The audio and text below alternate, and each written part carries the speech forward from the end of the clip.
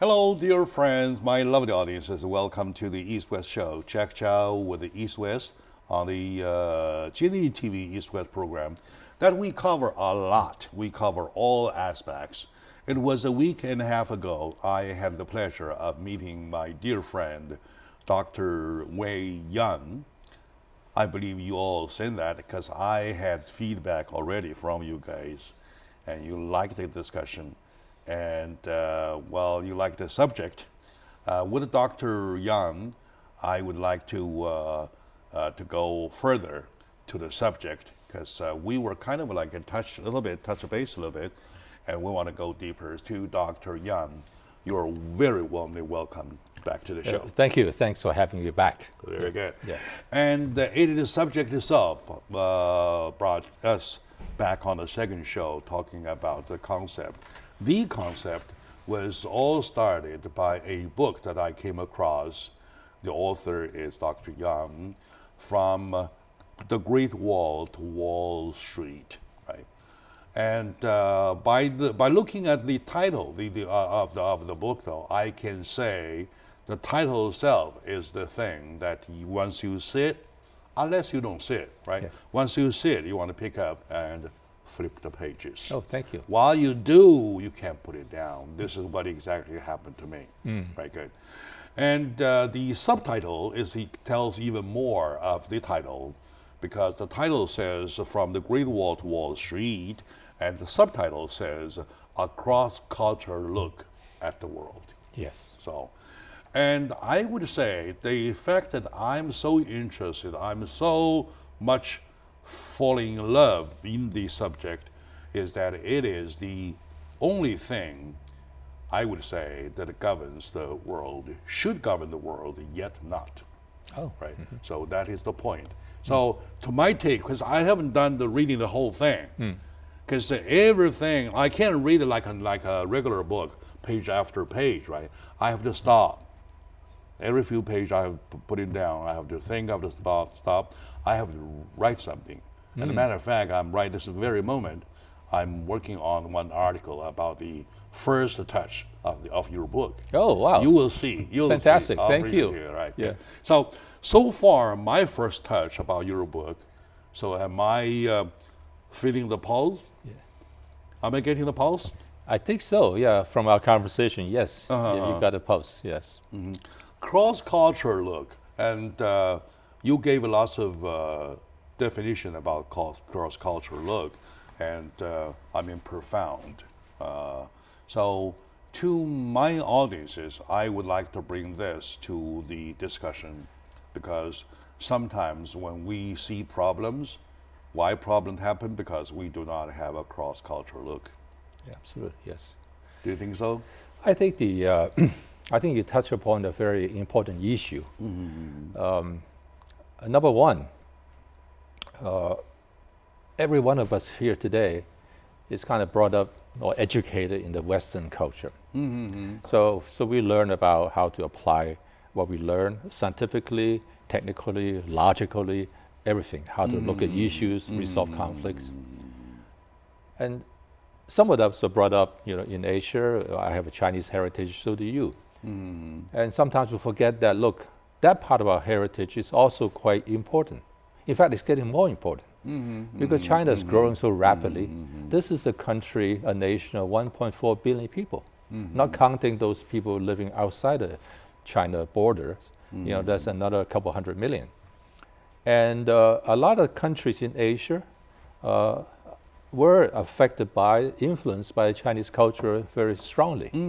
Korea, Yes. Japan, Yes. Vietnam. Exactly so, yes. In fact, in Korea, before they have their own language, Hangul, they use Chinese language. But Chinese language were used for official events still, and they're trying to get back to that. Vietnam, before the French came in the 1850s or so, they were using Chinese language. Yeah. So along with that is the culture that permeated China, and that's the Confucian culture and Taoism, all that stuff. And this in today, I think today, and I want to bring this up because I think it's very important today, when we see so many conflicts in the world, so much anxiety of people young and old, and we look at different people we see as enemies. We don't see them as partners. And I think we should visit the Chinese culture again, because Chinese culture is a very individual culture. It talks about how you cultivate yourself, how to make yourself better so you can help others, so you can deal with the world, and so how you can create a sense of harmony between you and your surroundings and the society. Good. Yeah. That's a good perspective. Very good perspective. And speaking of that perspective, though, I've been bothered by the thought for quite a long time. Is it because, just by the way, correct me if I'm wrong, though, is it because of the fact that the main players, the bigger players of the global earth, are mostly educated in the Western world, right? So they carry into the world, well, in terms of methodology, right, a kind of Western way of thinking. Compared to the main players of the global earth, the ancient culture produced less scholars, researchers, or world leaders, something like that, right? Yes. So predominantly, we're kind of like the Chinese culture, kind of like not very high on the conceptual hierarchy Yes. of a philosophical field. Am I right? I think you're absolutely right. I think most of us, since the 1800s or so, when China was, invaded by the colonists, and most of us thought, most Chinese thought, that what they had before was antiquated. Therefore, they had to throw away. They made the folk movement, all that stuff, and then to adopt Western things altogether. So, like Japan did with the Meiji Restoration, 1860s. But we could do all that. But are we, what the Chinese, are we actually like the Westerner? I think there's some differences. We are brought up differently. Culturally, we think differently. And we can't really adopt the Western way of thinking, which is a adversarial way of thinking. Either you are friend or you're enemy. Yeah, either way. Chinese don't think that way. Chinese think that we can be friends, at the same time we can be enemies. And we can work together to get things, solve problems. We look at the middle rather than look at the edges. And, if you look at that from that point of view, we can think about a lot of conflicts, not a big deal. By that, probably I want to invite my audience to join us in the discussion by sending more emails to the tellmydj@gmail.com. Tellmydj, one word, @gmail.com. That we will adopt yours and we will come to the discussion. We even can, this is digital time, this kills me. We can even invite you, if possible, to the show to join us to discuss. But the thing is that, by that, I want to make one point clear, that we're not saying the Chinese culture or Eastern culture or Asian culture is better or is superior to the Western. I'm not thinking about the other way either. Okay? Each has its own merits. Good point, positivities. Yeah, right? absolutely. So the best way is that to think about, number one, to think about how the other culture would think. Number two, is there anything in the other culture that I can copy? Absolutely. Yeah, absolutely. And Dr. Yan has lots of experiences in this area. And by the way, the book From the Great Wall to Wall Street is full of the comparisons. Full of comparisons. The miracle is that Dr. Yang earned his doctorate in physics, yes, right? And he ended up doing financial supreme work. He was first with Lehman Brothers in Wall Street. You know how big Lehman Brothers is, right? And later he switched to Hong Kong to help with Zhongxin, right, which is Wang Guangying by that great big name, right? It's Wang Jun, and then now it's Kong Dan, and now it's Chang Zhen. Yeah. And later being hired by Chinese government to deal with the triangle debt situation. You know, IOU, you, him, him owes her, stuff like that, Right. and a moving around thing. And he is very successful. He lived a very successful life in the financial world. And what he and I collide upon philosophically or ideally is that I kind of interested in cross culture, and comparative literature is my major. So, well, we might want to stretch the talk, right? So, while comparing the two sets of thinking, of philosophy, we can pick, right? Okay, in your practice, either Wall Street or Hong Kong or even in China, what are the most moment or instant that caught you up finding the differences? Well, I think that goes back almost 20 years when we were trying to help the Chinese government to resolve that non-performing loans issue in its banks. We proposed a U.S.-style resolution, which is collected debt, most cases force the borrower to go bankrupt, and then restructure it and get the good pieces of the assets, and then reestablish as a new company.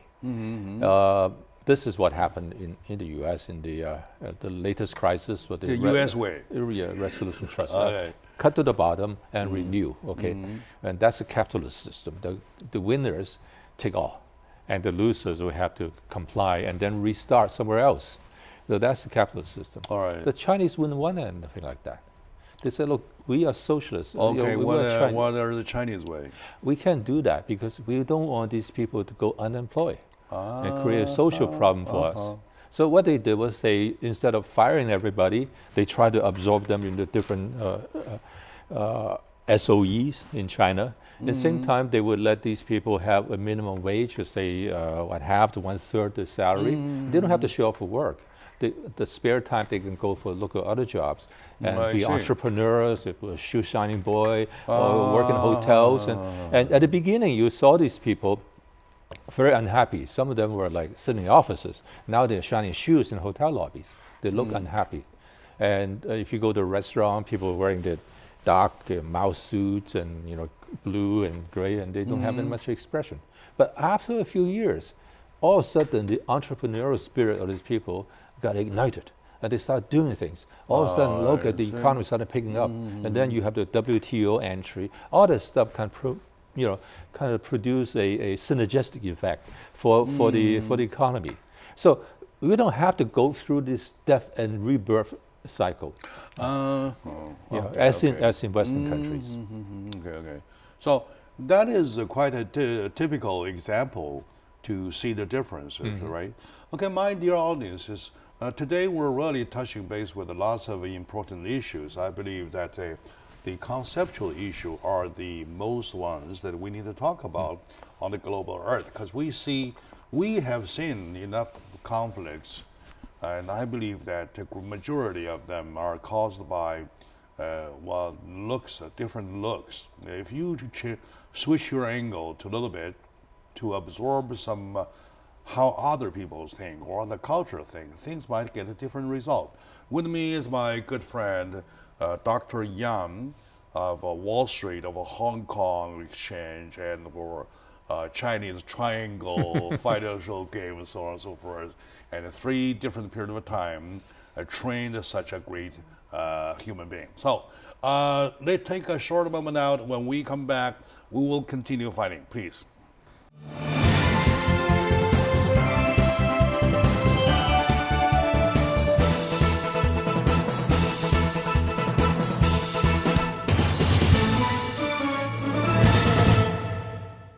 Hello, my dear friends, my lovely audiences. Welcome back to the show. As a matter of fact, it's a very interesting discussion.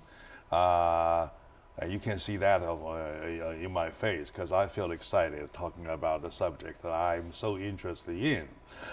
With me, my friend Dr. Yan is making some good points, utilizing his experiences over the past three decades in Wall Street of the United States, in Hong Kong Exchange of Hong Kong, and all the way to China while doing the financial market handling with the triangle debt situation.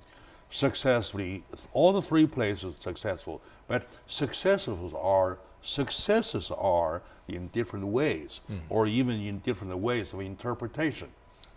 With him today, I'm sharing his experiences, and I believe my audience will like it, right? In your book, I haven't gone that far yet because I kind of like very slow reading your book because every time when flipping off a few pages, I have to stop to think, right? So I haven't gone to that part yet. I have noticed that, I may borrow it right now, when people come together, business partners, right? When, for suppose, say, a U.S. businessman, Chinese businessman, at the first meeting, they shake hands, they say hello. The Chinese way would be, if I'm not exaggerating it, and they will take them to a big dinner where they drink a lot, a hell lot of wine, alcohol, and as if this is the last chance of the earth to drink, right? And make themselves drink, and they hope the others get drunk too. Right. And in that moment, they say they think I trust you a lot, Right. And on the contrary, the U.S. would not do. U.S. businessmen, United States businessmen would not do that. And not at first Have meeting. you noticed that, please? Yeah, I think so. I think there's this has to do with the culture. Chinese, the U.S. is very when they do business, they look at only the business. And everything is segregated, and these are the parameters. These I want to get. These are the milestones. Now I want to get you to agree on this. So they want to discuss that and nothing else. They're very business oriented. The Chinese think that, look, we want to discuss this with you, but I want to also know you, because knowing you will give me more comfort at how you would behave when some of these things go wrong or go the other way, because nothing always goes on to plan, according to plan. Therefore, you need that extra tolerance and acceptance of your partners, of exceptions. And that's why you go to drink, because that's where you loosen up and you go sing, whatever, you do that. So after a few drink of alcohol, you kind of like no defense whatsoever. Yeah. You are back to you, right? Okay, well okay, this guy is a human being just like me. So you can do it that way. And not that you're going to give out all your secrets during the drinking or what, but at least you can feel like you're part of the team. Tell the truth. Yeah. Talk like human, right? Yeah, right. And is that am I right if I tell you this? Lots of people say that in this kind of relationship, the Chinese way is to use on the equation to use a minus. In other words, when I see you, I give you 100% trust, right? And then next day I found something I'm not happy. minus 5 or minus 5, minus 5.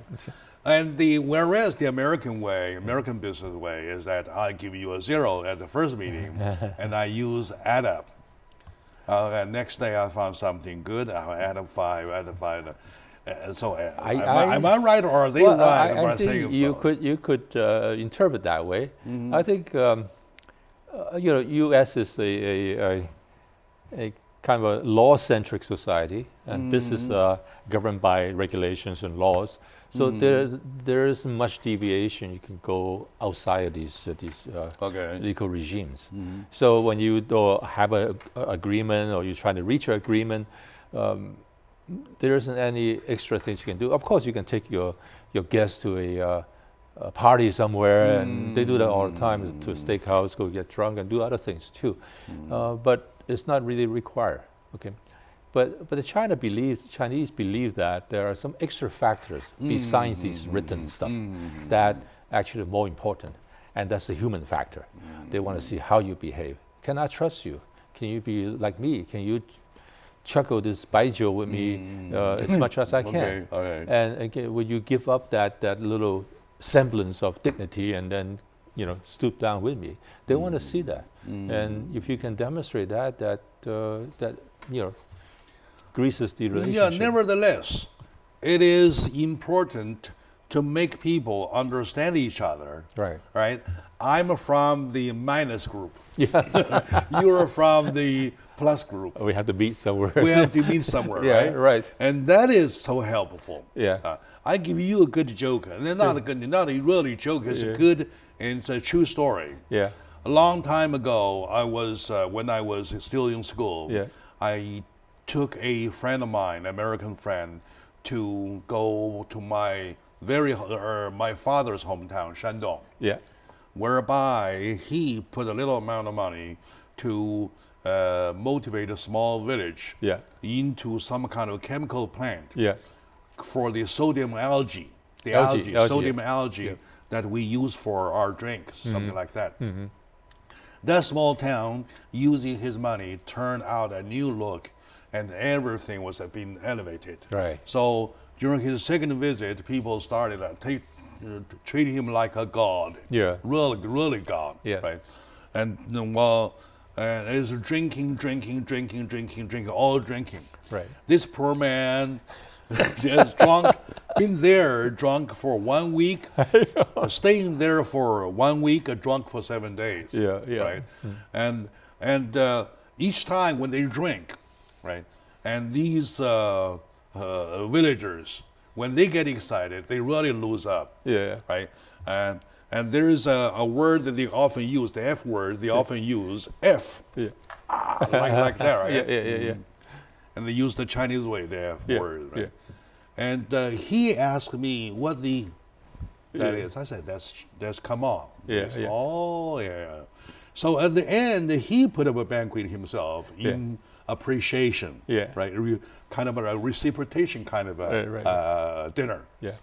And when it was his turn to propose, propose for a drink, toast, you know what he did? He did exactly the way F.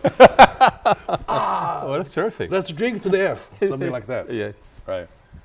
The whole thing was laughing a lot. I was laughing like hell. Yeah. He was so embarrassed, looking at me as a kind of way, as well. He was trapped in. Yeah. So, well, it's a friendly joke. It's a friendly situation. Yeah. Nothing wrong. Yeah.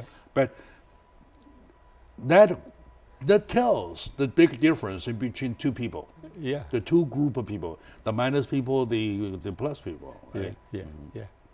So, my dear friends, today with Dr. Yang, we're talking about a big subject that we seldom talk about. That is the cross-culture issue. Cross-culture look at the world. That's exactly why we do the show from East to West. Right? The East-West show is exactly established on that philosophy. We should do it in the East way, looking at the West. We should do it vice versa, looking at the West with the East way. So that wraps up this segment. We will come back. We'll talk about the stock exchange market, purchasing or buying a stock, buying a share or something like that. And I would say that Dr. Yan has a lot in that area. So stay with us, please.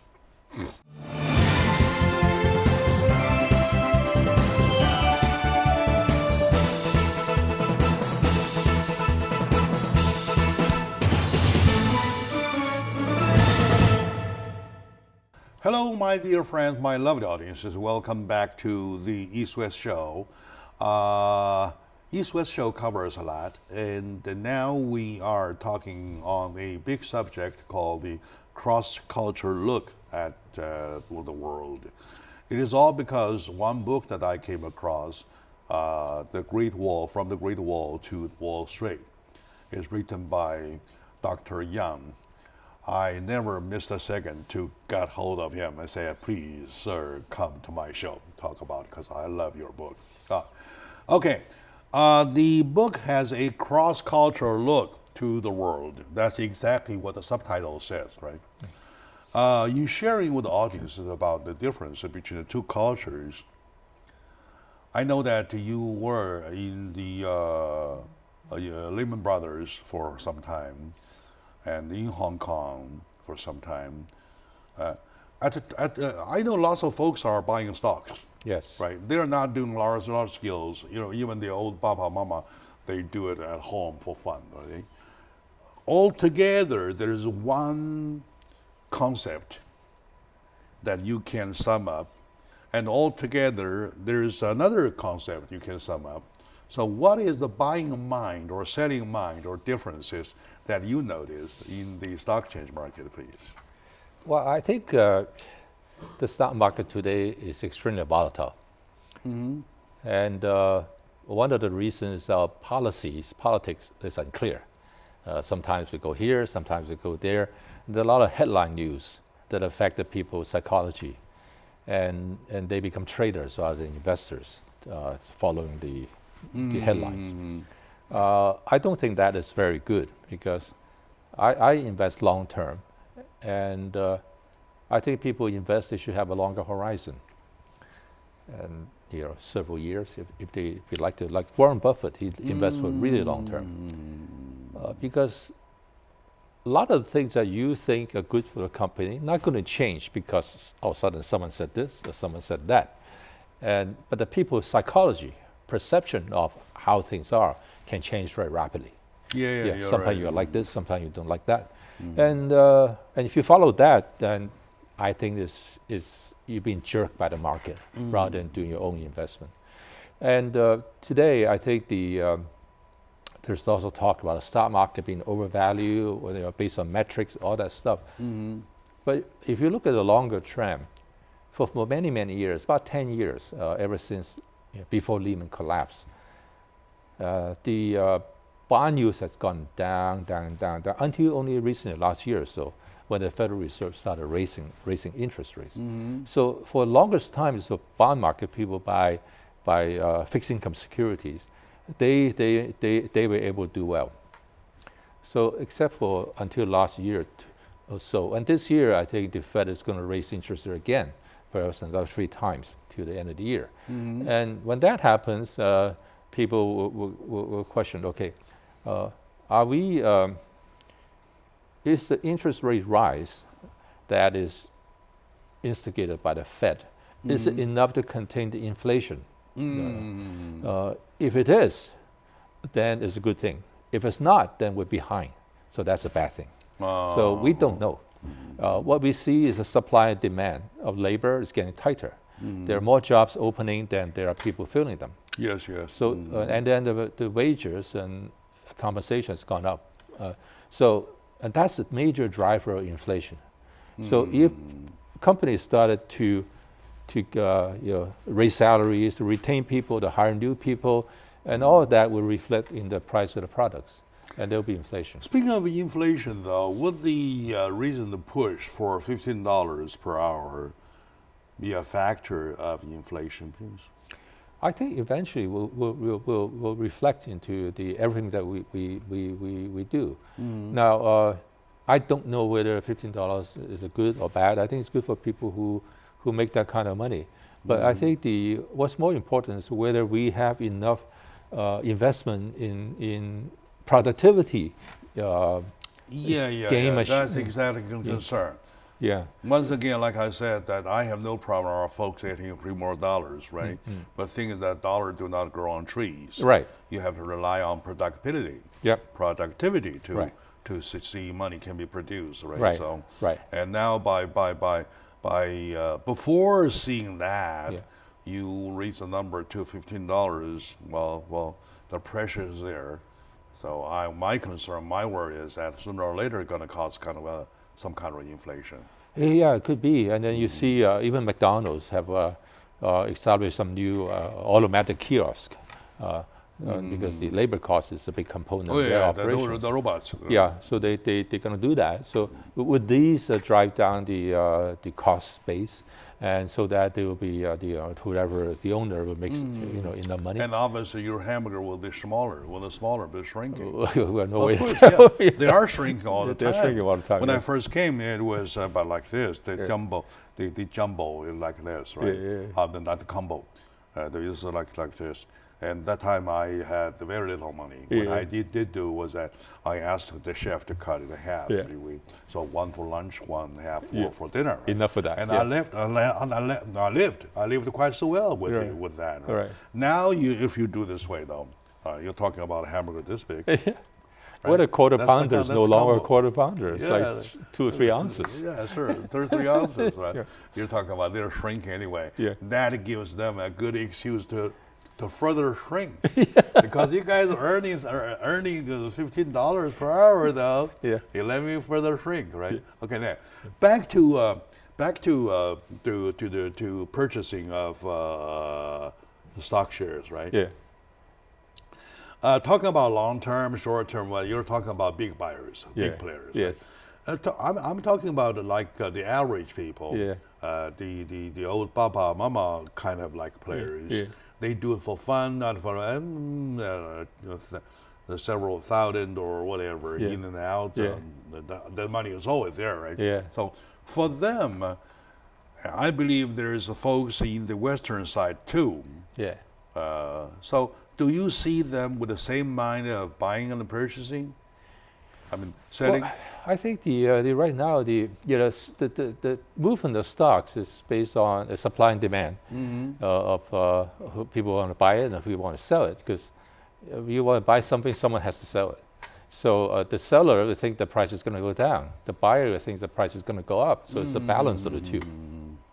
And right now, I think the information that we get because of the internet, whatever, we have a lot more information, but we don't have good information.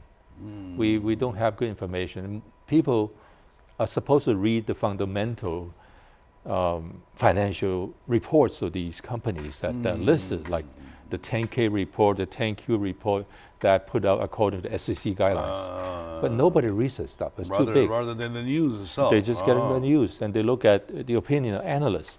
Now, who are these analysts? Most of them are in the 30s. Now, if you're in 30s, we spend if you start working when you're in 20s, you get your MBA, then you start a junior analyst, and and then you start learning the business. So last 10 years of the career, the stock market hasn't been doing all that well, and all you had is bad news. So when things started turning around, they're ill-equipped to respond to that. So this is what I saw. I think a lot of it. Now, the way this analytical work is that by the time they're 40s, they'll probably leave the business. They become an asset manager, be a buy side, rather than a sell side analyst. So you have a lot of skillful people left, and the new ones hasn't caught up to the new environment.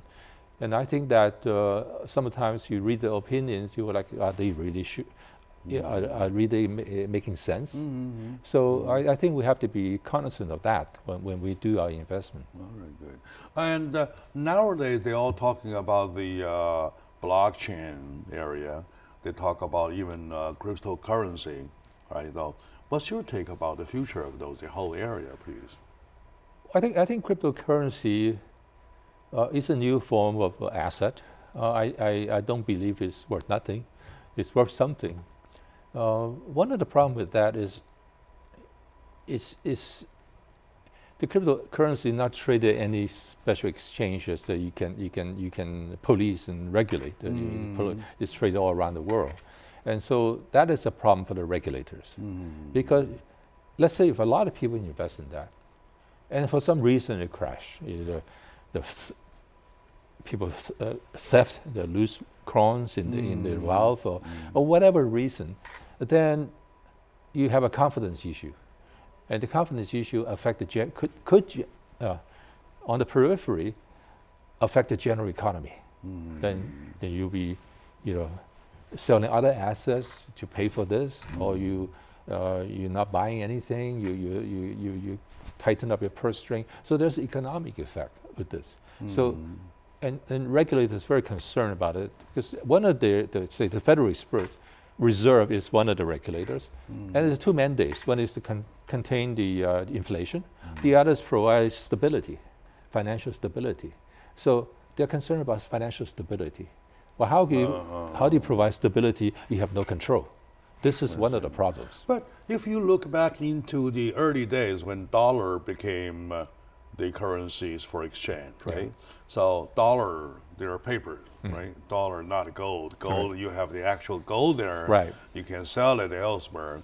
Dollar is only a paper, a note, something like that. So how come dollar can prevail, whereas cryptocurrency can't? Well, that's a good question. Dollar is issued by under the aegis of the Federal Reserve. When they issue dollars, they mostly because they issue new debt to the market through the treasury auctions. All right, my friend. It looks that the more we talk, the more profound the layer we get into. We even talk about dollars. We go back in the early history when the first debt was brought to history. So anyway, let's take a short moment out. When we come back, we'll continue from the dollar point to see how the financial area, in the financial arena, how everything shall go. Stay with us, please.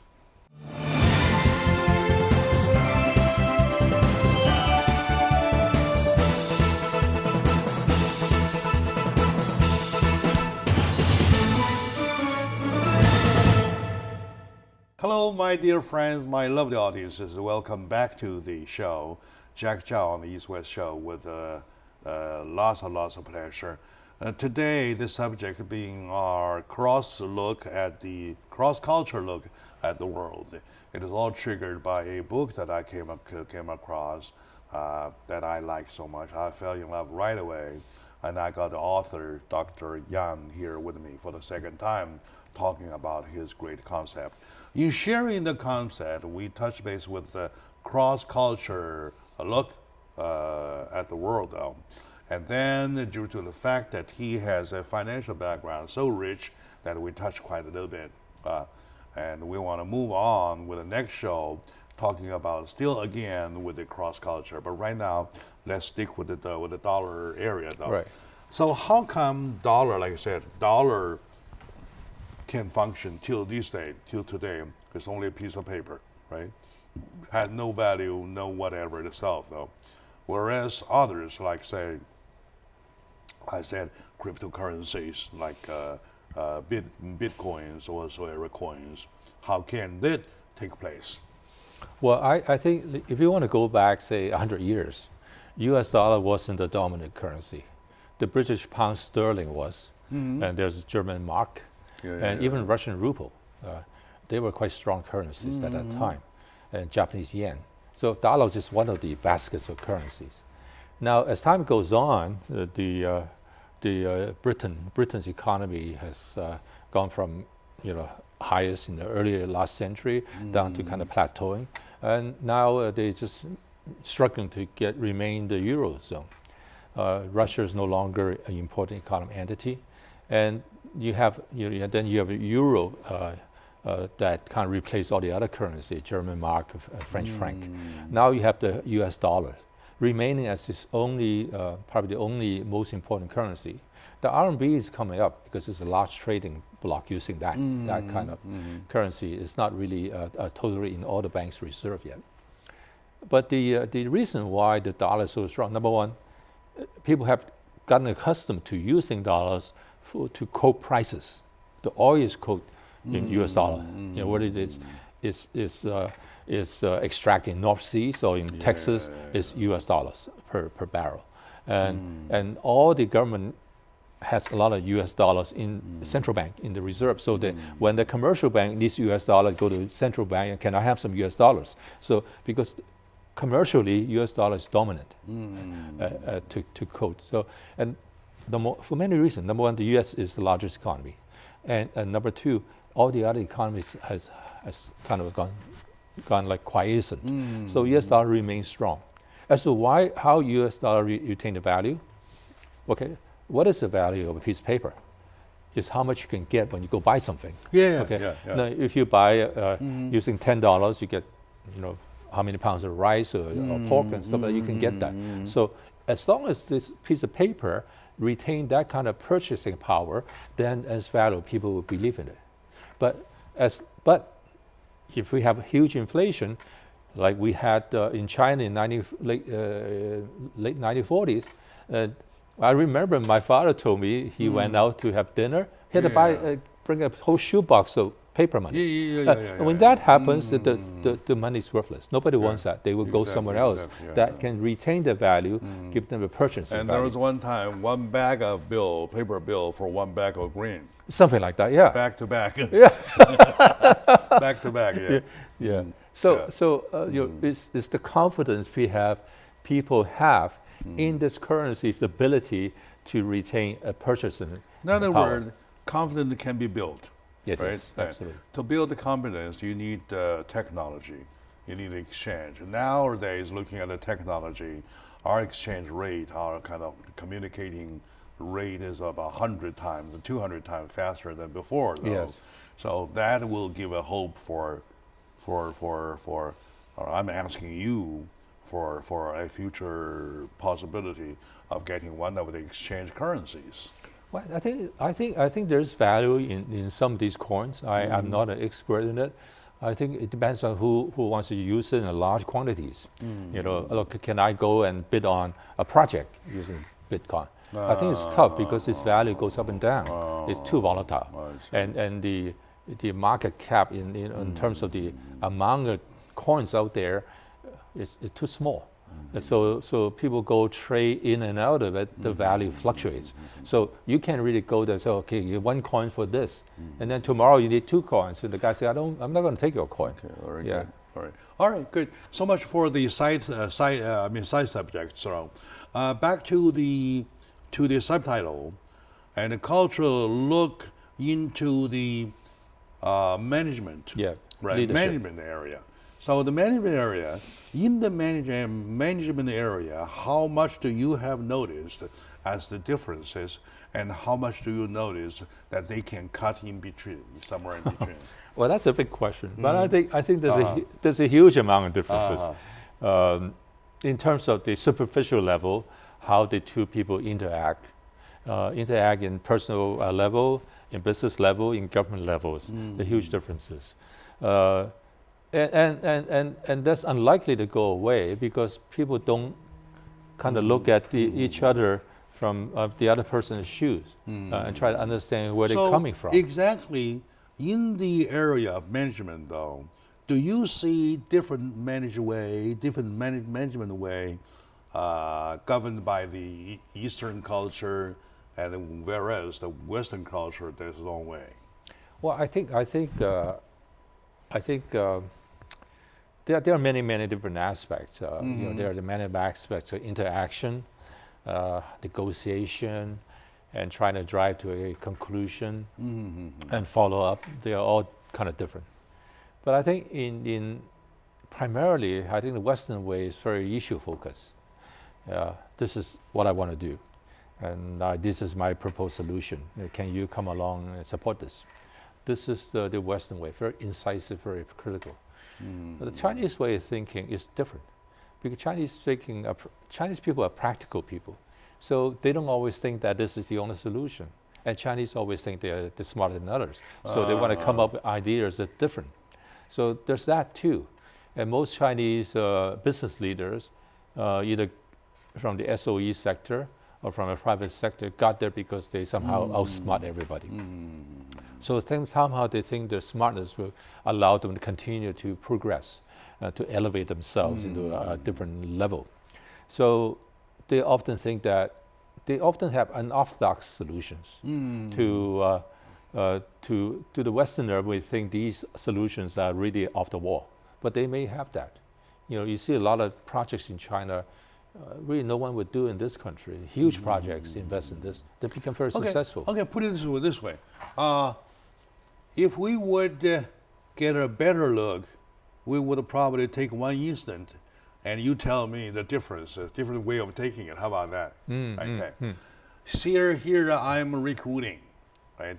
People call for a first meeting, for a test, for apply for a job. Right.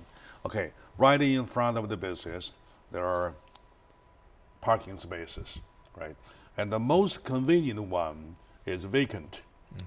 Most convenient, direct to the door, to the entrance, is vacant, right? And there are open ones a little bit down there. Okay, if the applicant parks right there, the first spot, how do you evaluate this person? Well, I think this guy is very aggressive, and he's probably not completely Chinese. A Chinese person would think that, okay, I should park a little further away because there are more senior people would be here, and they may require a space. Westerners think that this is the closest space, and I'm going to go for that. He doesn't think about the other issues. Okay. So I think this is, I'm just saying, without thinking too much, that this could I be, agree with you, as a matter of fact. That's exactly my take. If I were the person, I would park down somewhere,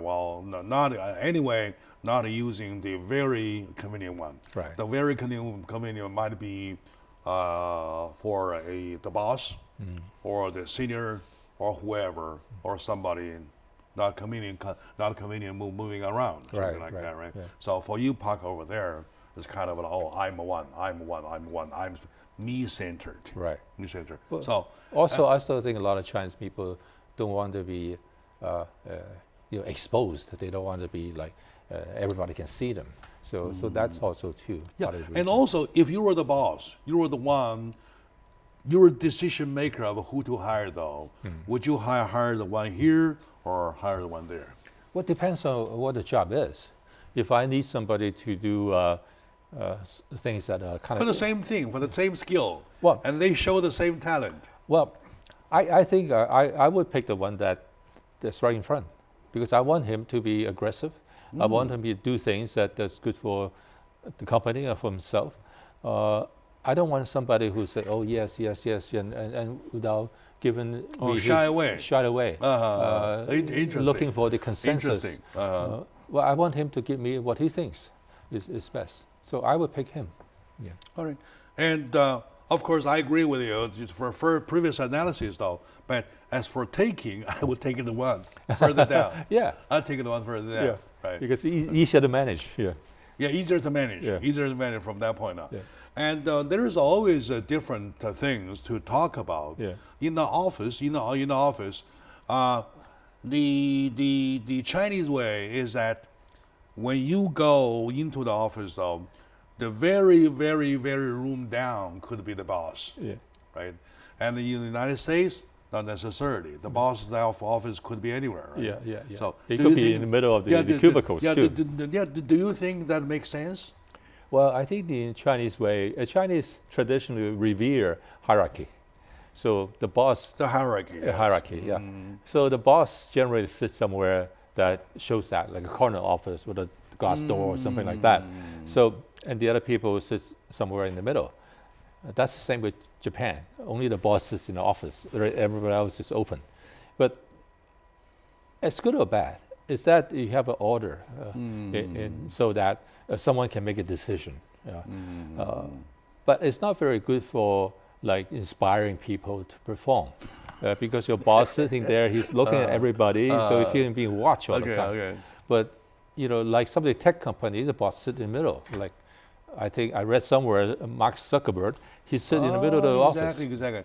My son has recently put up an office in Pasadena. I went there, paid a visit during the very first few days, right? And I saw everybody has an office. I said to him, "Which one is your office?" He said, "I don't have one." As a matter of fact, he is the one. He is the founder Yes. of the company. Yes. So, do you think he did the right thing or what whatsoever? I was so surprised. Well, Jack, and all these new tech companies, they're very into making people feel comfortable. I'm so confused. Yeah, they're making people feel comfortable because everybody's the same. It's what you do that's important, not all your title or ranking or whatever. That is important because you rely on people's creativity to come up with these new, programs, whatever, to solve problems. you're not running a big machine where you have everybody has to, like a little car has to fit a certain way. You're not doing that. But so I think for startup companies, that's kind of the norm. Yeah, and they go out for lunch together and all that stuff. Does it go east or west conceptually? I think this is a very Western concept. Very Western, right? Yeah, very flat. So yeah. I hold on to myself. I didn't give a comment. I said maybe, well, no, maybe I'm obsolete, right? Maybe I'm obsolete. Let him do his own business whatsoever. Yeah. But I feel, oh, come on, you deserve an office yourself at least, right? Yeah. Right. Anyway. But he doesn't. He feels comfortable. Whatever feels comfortable. He feels comfortable. He can function. Right. Okay. That's more important. My dear audience, my lovely audience, in this discussion with Dr. Yang, I feel very relaxed. I feel very excited because cross-culture is the subject. The more you think, the more interest you will find, right? So we promise our audiences that this is not the last show. We will get Dr. Yang back pretty soon. We will have to, number one, I have to finish the book. And number two, I have to constantly get him back on the show to share with me. What a enjoyment. So thank you very much, my dear friends, for watching. And by the way, if you want to say anything in this area, in this whole regard, send your comment to tellmydj@gmail.com. Tellmydj, one word, @gmail.com. To Dr. Yang, thank you very much. Thank you so much, Jack. Yeah.